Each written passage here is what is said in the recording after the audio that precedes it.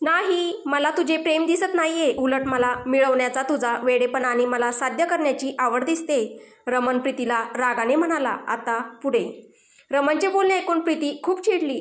तू एक भित्रा माणूस आहे, ज्याला प्रेम करणे नाही येत तर फक्त घाबरायचे माहीत आहे. तुझ्यापेक्षा तर मी चांगली आहे. मी तुझ्यासारखी भित्री नाही, म्हणूनच तू मला हे सर्व सांगत आहेस ना? प्रीती रागाने म्हणाली. जर मला माझ्या नात्याची आणि प्रतिष्ठेची काळजी घेतल्याबद्दल भित्रा म्हटले जात असेल तर मला काही फरक पडत नाही. जर तुला वाटत असेल की मी फक्त तूच माझ्यावर प्रेम करते आणि मी नाही तर तेही ठीक आहे, पण तुझ्या अपघाताबद्दल ऐकल्यावर मी काय स्थितीत होतो हे मला माहीत आहे. माझे हृदय जे सामान्य गतीने धडधडत होते ते असामान्य झाले. हॉस्पिटलच्या बेडवर जेव्हा तुला पट्टीने बांधलेलं आढळले तेव्हा मला किती वेदना होत होत्या हे मला माहीत आहे. तुला काय वाटतं, मला माझं प्रेम व्यक्त करावंसं वाटत नाही का? मला तुला भेटावंसं वाटत नाही का? वाटतं, तुला भेटावंसं वाटतं, पण मी इतका स्वार्थी नाहीये की एक नातं जोडण्यासाठी मी इतर सर्व नातं पणाला लावेल. तुला वाटतंय की मला फक्त माझ्या बहिणीची काळजी आहे, पण मला तुझी ही काळजी आहे. त्या घरातील लोक तुझ्यावर खूप विश्वास ठेवतात. त्या विश्वासामुळेच त्यांनी तुला बाहेर शिकायला पाठवलंय, बरोबर ना? आणि काही दिवसात तू परत जाशील, म्हणून मला सांग, जेव्हा त्यांना कळेल की तू आणि मी अशा प्रकारे बाहेर भेटतो, जेव्हा त्यांना कळेल तेव्हा त्यांना कसं वाटेल? त्यांचा माझ्यावरील विश्वासही उडेल. मी कधीच माझ्या बहिणीच्या सासरच्या घरी येऊ शकणार नाही. मी कधीच माझ्या बहिणीशी किंवा तिच्या सासरच्यांशी नजर मिळवू शकणार नाही. तू मला भित्रा म्हणतेस, पण मी तसा नाही. मी विचार केला होता की जोपर्यंत तू तुझा अभ्यास पूर्ण करत आहेस तोपर्यंत मी योग्य वेळी माझ्या पालकांशी आपल्याबद्दल बोलेल, जेणेकरून ते तुझ्या घरी येऊन बोलू शकतील. आणि मी तुला हे सांगितलं नाही कारण तू आताच याबद्दल बोलण्याचा आग्रह धरला असता आणि तू तुझ्या अभ्यासावर लक्ष केंद्रितही केलं नसतंस. जर माझ्या या विचाराने मला भित्रा बनवलं तर हो, आहे मी भित्रा. रमनचे बोलणे ऐकून प्रीती भावूक झाली आणि इच्छा नसतानाही तिच्या डोळ्यात पाणी आले. कारण तिलाही समजले होते की रमन चूक नव्हता, तर तीच चूक होती. तू मला जे काहीही बोललीस त्याचं मला काही नाही वाटलं, जितकं मला तू माझ्या बहिणीचा विनाकारण अपमान केलास म्हणून वाईट वाटलं. अरे, कोणता भाऊ आपल्या बहिणीबद्दल विचार करत नाही का? राज भाऊजी आणि रुद्रदादा यांनी कधीच तुझ्याबद्दल विचार नाही केला का? मला माझ्या बहिणीचा स्वभाव माहीत आहे, म्हणूनच विचार करायला हवा. ती खूप भोळी आहे. तू तिला कारण नसतानाही फटकारले तरी ती सॉरी म्हणेल, पण वाद घालणार नाही. तू खूप दूर शिकायला गेली आहेस, पण मी तिला कॉलेजमध्ये सोडायचो आणि घेऊन यायचो कारण तिला एकट्याने लोकांशी कसे वागायचे हे माहीत नाही. आणि तू तिला चालाक लोंबडी म्हणतेस?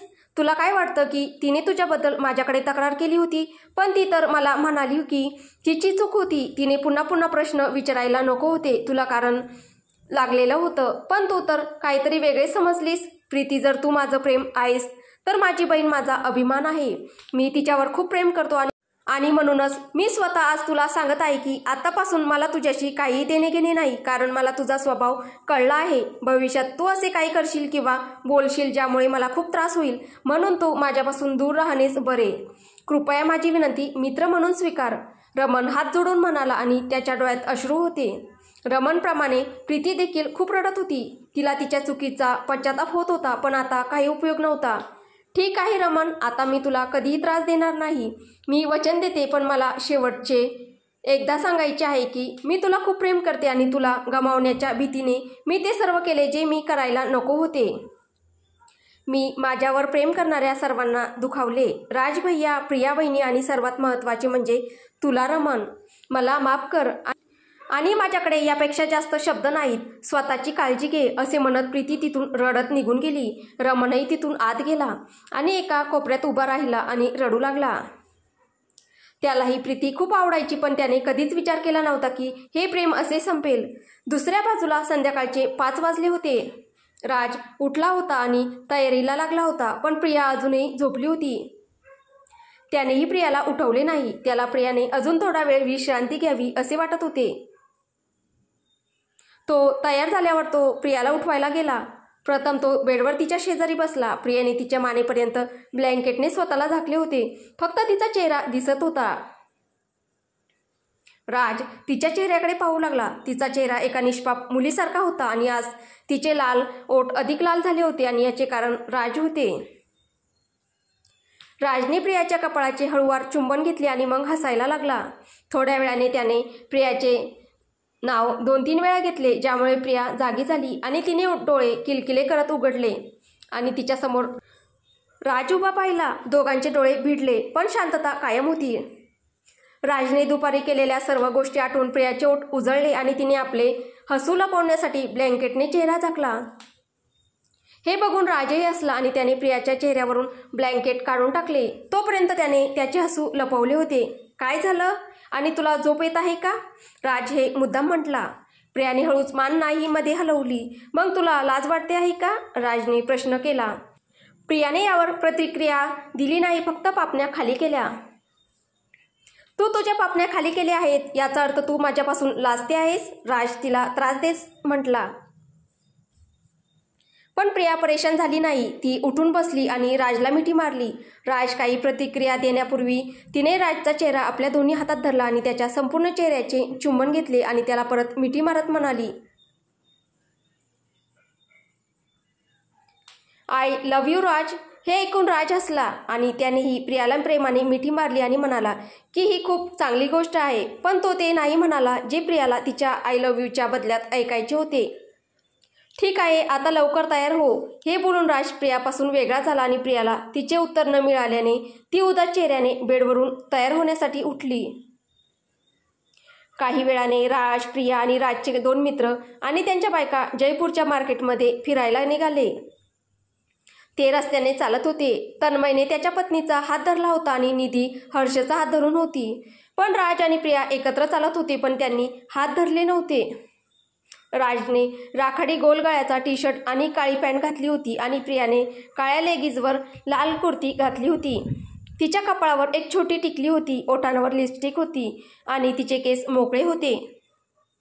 निधी आणि रीना देखील अधूनमधून त्या जोडप्यांकडे पाहत होते. प्रियालाही राजचा हात धरून चालावेसे वाटत होते, पण तिला भीती वाटत होती की राजने अजून तिचा हात धरला नाही आणि जर तिने त्याचा हात धरला तर राज रागावेल. पण खूप प्रियाने हिंमत एकवटली आणि राजचा हात धरला.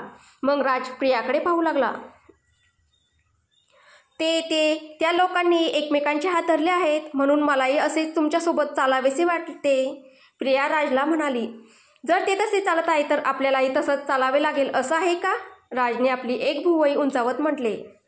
प्रियाने दुःखाने राजचा हात सोडला आणि राजच्या प्रश्नाला उत्तर म्हणून नाहीशी मान हलवली आणि हळूहळू पुढे चालू लागली.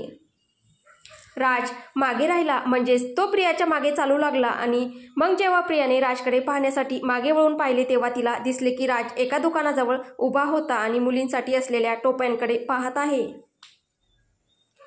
प्रिया राजकडे गेली आणि काहीही न बोलता राजने तिच्या डोक्यावर फुलांनी सजवलेली बिस्किट रंगाची टोपी घातली. राजने प्रियाकडे थोडा वेळ पाहिलं. ती खूप गोंडस दिसत होती. छान आहे. कितीला आहे? राजने दुकानदाराला विचारले. दुकानदाराने सांगितले की त्याची किंमत किती आहे आणि राजने त्याला पैसे दिले. तर प्रिया तिथे लावलेल्या आरशात स्वतःला पाहून आनंदी होत होती. राजने तिला किती सुंदर टोपी दिली होती. धन्यवाद राज, त्याला पाहून प्रिया आनंदाने म्हणाली. राज त्याचा वॉलेट खिशात ठेवत असताना विचार करत होता की त्याच्या निरागस राणीला छोट्या छोट्या गोष्टींमध्ये किती आनंद मिळतो. दोघेही पुढे गेले. थोडेफार फिरल्यावर रीना, निधी आणि प्रिया यांनी भूक लागल्याचे सांगितले. चला आपण एका चांगल्या रेस्टॉरंटमध्ये जाऊया, निधी म्हणाली आणि प्रिया वगळता सर्वांनी होकार दिला. प्रियाने राजचा हात धरला आणि नकारात मान हलवली. काय प्रॉब्लेम आहे? राजने विचारले. मला हे सगळं खायचंय. रात्री जेवायला आपण रेस्टॉरंटमध्येच खाऊ, बरोबर ना? आता हे खाऊ बाजारात. रस्त्यावरील पुढची गाडी पाहून प्रिया राजला म्हणाली. नाही प्रिया प्लीज, हे सगळं स्ट्रीट फूड आहे. इथे इतकी गर्दी आहे. कसे आत असतील त्यांचे. इथे जम्प्स पण आहे.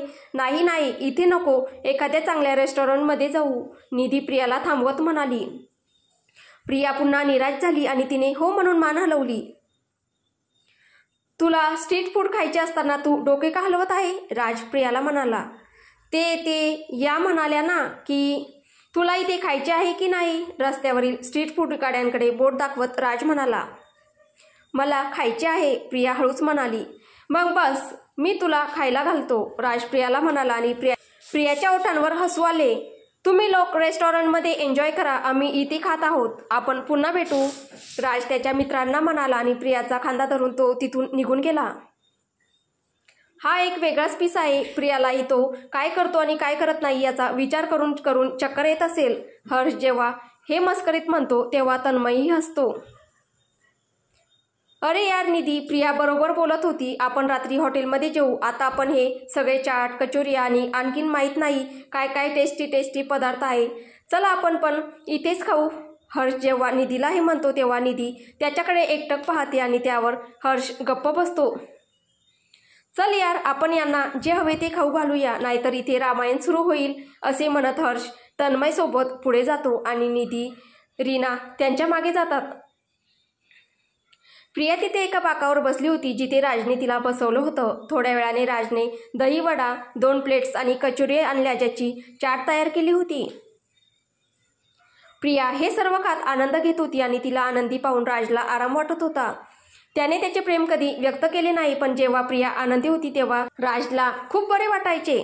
तुम्हाला माहीत आहे राज, मी दर 1-2 दिवसांनी आईसोबत बाजारात जायची आणि पाणीपुरी आणि जे काही चाट वगैरे उपलब्ध असेल ते खाऊन परत येत असे आणि मी ते खाऊन माझं पोट भरायचं आणि मग मी जेवत नसे म्हणून रमण भैया आईला ओरडायचे की मी जेवत नाही. मग तो मलाही ओरडायचा आणि जेव्हा मी रडायचे तेव्हा तो मला पुन्हा तेच पदार्थ खायला देऊन शांत करायचा. प्रिया खाताना हसत हसत राजला तिच्या गोष्टी सांगते आणि राजही खाताना शांतपणे तिचे ऐकतो. खायचं झाल्यावर सर्वजण पुन्हा एकत्र आले आणि त्यांची खरेदी पुन्हा सुरू केली. पण प्रियाला हे आवडले नाही की राज तिच्यासोबत नव्हता तर दूर उभा होता आणि त्याचा मोबाईल वापरत होता. प्रिया त्याच्याकडे गेली. काय झाले? काही नाही, राज म्हणाला. मग तुम्ही काही का खरेदी करत नाही आहात? असंच, अगदी असंच. आपण इथे का आलो आहोत? खरेदी करण्यासाठी. मग तुला जे हवे ते खरेदी कर, मी स्वतःसाठी काही घेत नाही जोपर्यंत ते पहिल्या नजरेत माझ्या डोळ्यांना आकर्षित करत नाही, राज मोठ्या अभिमानाने म्हणाला. तर तुम्हाला मी पहिल्याच नजरेत आवडली का? प्रियाने विचारले. मी तुला पाहून नाही तर ऐकून निवडले आहे, राज काहीतरी आठवत म्हणाला. तुम्हाला काय म्हणायचंय? प्रिया उत्सुकता व्यक्त करत म्हणाली. काही नाही, चल खरेदीला जाऊया, राज पुढे सरकत म्हणाला. राज, त्याला थांबवण्याच्या आणि प्रकरण जाणून घेण्याच्या प्रयत्नात प्रिया म्हणाली. चल जाऊया, राज न थांबता म्हणाला. एके ठिकाणी प्रियाला बांगड्या आवडल्या, पण राजची नजर समोरच्या दागिन्यांच्या दुकानावर होती. तो प्रियाला तिथे घेऊन गेला. त्याचे मित्र आणि त्यांच्या पत्नीही त्यांच्यासोबत येऊन उभे राहिले. अरे राज, तू तुझ्या बायकोला काय गिफ्ट देत आहेस? रीना राजला म्हणाली. सोन्याच्या बांगड्या, राजने उत्तर दिले आणि निधी आणि रीना एकमेकांकडे पाहून हसल्या, जणू काही त्यांच्या पतीने त्यांना कधीही भेटवस्तू दिल्या नाहीत. नाही राज, मला नको आहे, प्रिया राजसमोर हात हलवत आणि नकार देत म्हणाली. लग्नानंतर मी तुला कोणतीही भेटवस्तू दिली नाही म्हणून मी ती तुला देईल. ती घालायची की नाही हा तुझा निर्णय आहे, राज म्हणाला. घालेल ना, मी ते नक्कीच घालेन, प्रियाने राजच्या हातावर हात ठेवत म्हटले. पण आपण प्रीती दीदीसाठी इथून काही घेऊया का? त्यांना ते आवडेल, प्रिया राजला विनंती करत म्हणते. ठीक आहे, राजने एवढेच म्हटले, पण तो मनापासून खूप आनंदी होता की एवढं सगळं झाल्यानंतरही प्रिया अजूनही प्रीतीबद्दल विचार करते. तन्मय आणि हर्ष त्यांच्या पत्नीसोबत बाहेर गेले कारण त्यांनी आधीच त्यांच्या बायकोला खूप सोन्याच्या भेटवस्तू दिल्या होत्या. तरीही निधी आणि रीना दुकानाच्या बाहेर पडताना त्यांचे चेहरे पाडून घेतले होते. राजला एक महत्त्वाचा फोन आला म्हणून तो थोडा बाजूला गेला आणि एक पुरुष कर्मचारी प्रियाला शाही बांगड्या दाखवत होता. प्रियाला ते सर्व खूप छान वाटले, पण तिला राजलाही दाखवायचे होते. ती राजकडे पाहत होती तेव्हाच पुरुष कर्मचारी म्हणाला. बघा मॅडम, हे खूप सुंदर आहेत, तुम्ही ते हातात घालून पहा. आणि असे म्हणत पुरुष कर्मचारी त्याच्या कामानुसार प्रियाच्या हातावर बांगड्या घालू इच्छित होता आणि तिला सांगू इच्छित होता की जर या बांगड्या चांगल्या वाटल्या तर तिने त्या घ्याव्यात. पण प्रियाने नकार देण्यापूर्वीच राजने त्या माणसाचा हात धरला आणि म्हणाला की मी तिला बांगड्या घालतो. माफ करा साहेब, माझा काहीही चुकीचा हेतू नव्हता, तो माणूस घाबरून म्हणाला. ठीक आहे, मला माहीत आहे की हे तुमचं काम आहे, राजने कोणतीही भावना न बाळगता म्हटले आणि मग त्याच्या आवडीच्या बांगड्या तिच्या दोन्ही हातात घातल्या आणि म्हणाल्या, कशा वाटत आहेत?